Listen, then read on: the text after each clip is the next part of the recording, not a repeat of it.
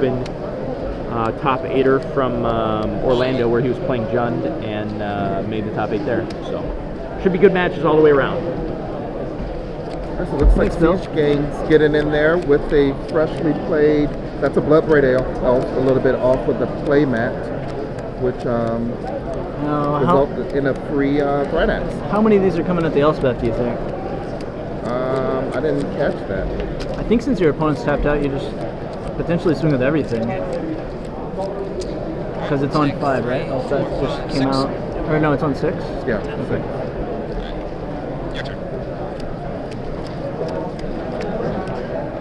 6. Looks like he just attacked his opponent with everything instead.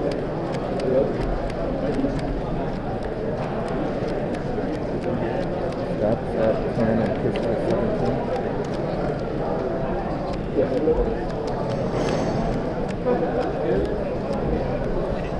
Is that Gideon? Ooh, we're getting Planeswalkery up in there. That works pretty well with Elspeth too, right? Yeah. Not this turn, next turn though. Next turn, yeah. Next turn. Take it to the air with Gideon. It's like a team. They're a team. Maybe they gotta get the thing going. No, I don't know. I didn't read the book. He's destroying the Siege Gang while it's tapped. That seems like a good move. Otherwise, he's going to be able to fling those goblins at the Planeswalkers and get rid of them. Did Chris have 2 mana open to? Nope. He was mostly tapped out. 2 damage. No, he had 2 mana. Oh, exactly 2? Okay. Yep. Because he just played Bloodbraid Elf and passed after attacking. I wonder if he'll be able to go ultimate with Elspeth. It's already at 7. What's it take, 8?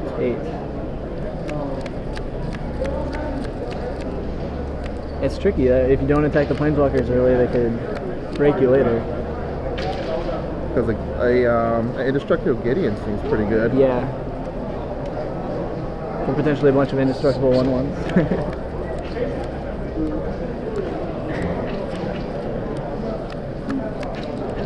He's got a Broodmate, a few lands, at least 1 land.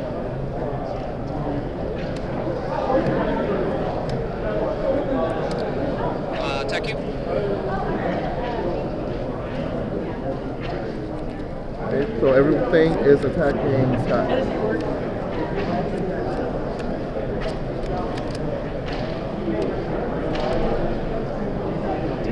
Trying to stay out of burn range, it looks like, as much as possible.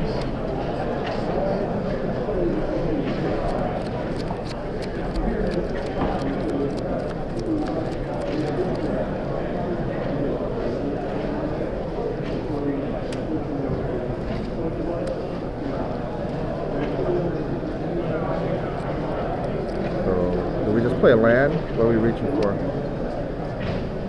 No, he's getting a token for his Broodmate. It's like Chris is a fan of the Pokemans. Yeah, you get a free turn off here with the Gideon, right?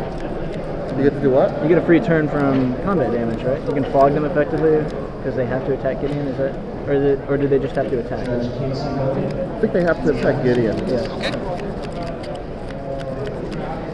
So it can be a fog, and it's kind of a soft lock if you get Elspeth's ultimate to go off. Well, your Planeswalkers don't gain indestructibility.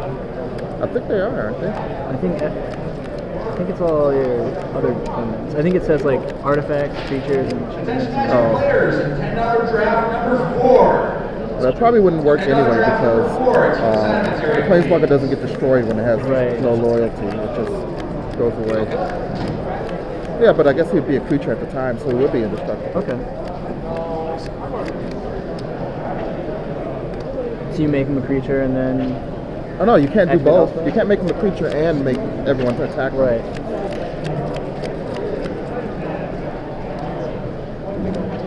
What's the life again?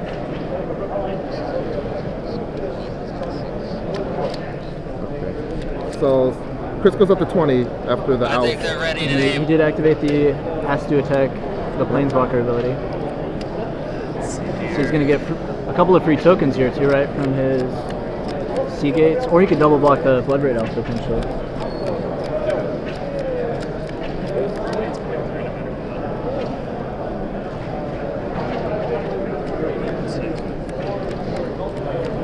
another Putrid Leech in the jump player's hand for Chris. Looks like there's a Putrid Leech, and can't really tell. Cards are covered up. Maybe 2 Terminates. Seems good. Could be. Yep.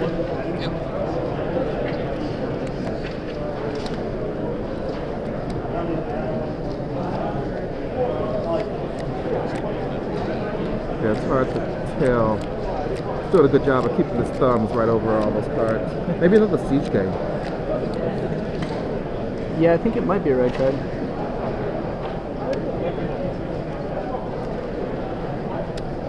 Yep, it was a Siege Gang. See what Pokemon we have in store now. Are we repeating? Yeah, we're repeating. He doesn't seem to care about Elspeth's ultimate yet. I mean, eventually, well, Scott said 6, so you might be able to squeak through the 6 damage with the, Siege Gang alone. Yeah. Those 3 tokens, that's 6. So make all your guys indestructible, who cares?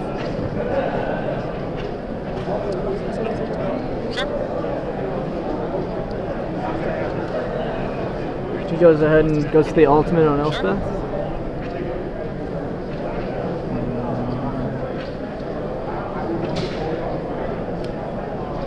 And there is a Baneslayer, an indestructible Baneslayer, Angel. And we're going to path to Siege Gang, so we're going to stay out of lethal range, potentially.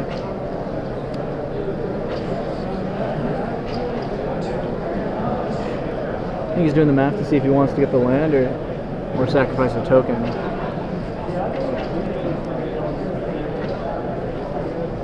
What do you mean? Like, if he sacrifices the token, he can still get a land off the Siege Gang, which the mana is going to be relevant. Right.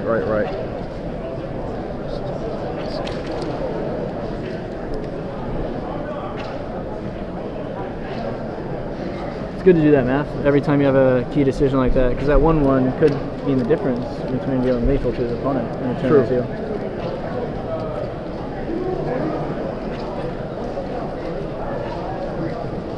Scott set 4. He's facing a bunch of creatures. Indestructible Baneslayer. Yeah, indestructible first striking Baneslayer. Yeah. Now if he has Terminate, it's not that bad because he can still terminate his own creature before the lifelink happens. And that might allow him to get enough damage through over the next 2 turns. And there's a Blightning. So that's 3 of the 4 damage. And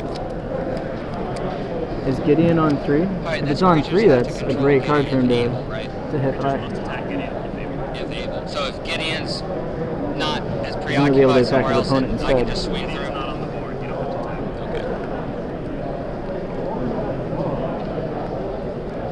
I think he has a 3rd Siege Gang in hand too.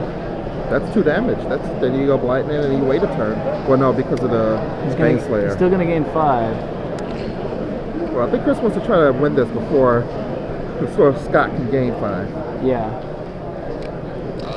Lightning, you redirect. So we're going to get rid of the Gideon this turn.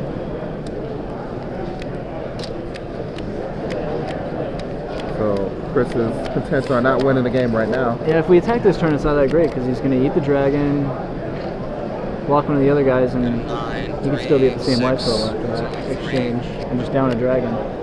Right. Yeah, that is another Siege Gang. So I think you have to play the Siege Gang and pass. Let Scott gain 5, but if he swings, we can swing back for lethal. Yeah. As long as he doesn't have a mass removal effect like Marshall Cooler. Yeah, I had the 3 for a long time. Yep, so that's a third Siege Gang rather, that came into play. It's underneath Your turn. the graphics. Yeah. So trust us, there's a Siege Gang down there. Planes. And the game, and the game 1 handshake. I was like, The awkward you game got 1 that combo, handshake. that's What do you think of the pretty game sweet, 1 actually. handshake? That's pretty good. Sometimes it's good to do that. If you felt like the game went really well, if there's a lot of back and forth, or it was really close. It's a pretty close game, either way. I still wait until the match is over. Generally, you should.